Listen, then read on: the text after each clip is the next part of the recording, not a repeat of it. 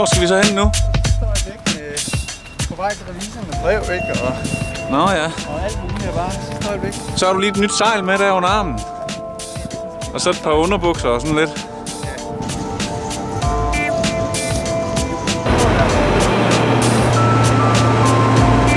Klokken ligger faktisk derinde. Det er helt tule.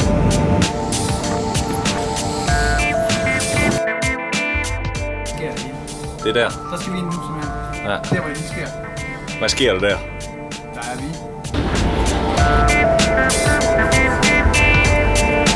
Så er vi ankommet til det forjættede land, hvor man må sige, at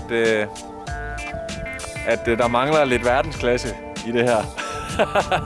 Men det er til gengæld fuldstændig som det plejer at være.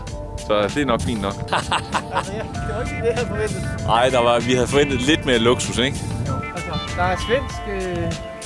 Idyl.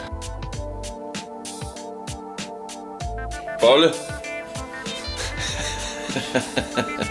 Shut up! Shut up!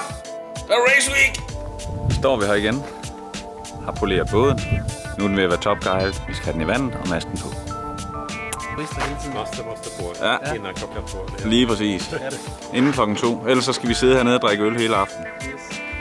Det kan vi også. Gør man det i Sverige? Det er kraftedeme med gaffeltruk.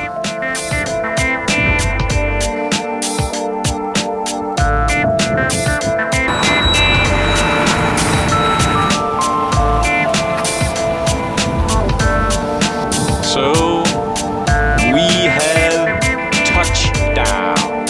Splash. Fedt. Så er vi kommet så langt. Båden er simpelthen flyvende og sejlende, og det hele ser pisse godt ud. Vejret er nærmest fabelagtigt. Og det eneste, man skal passe på her, det er stenene på bunden. Som man jo har her i skærgården. Der er ifølge den her GPS her, så er der altså...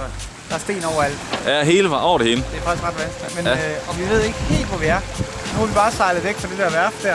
Og vi er en prik her. Og vi er inde på den der sø der. iPhone.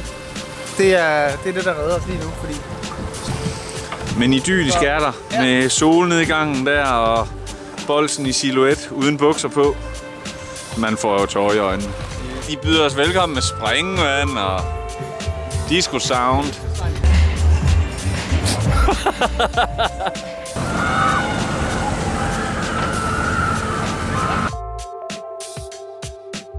Midt i en by, ikke? Og der er mange. Hey!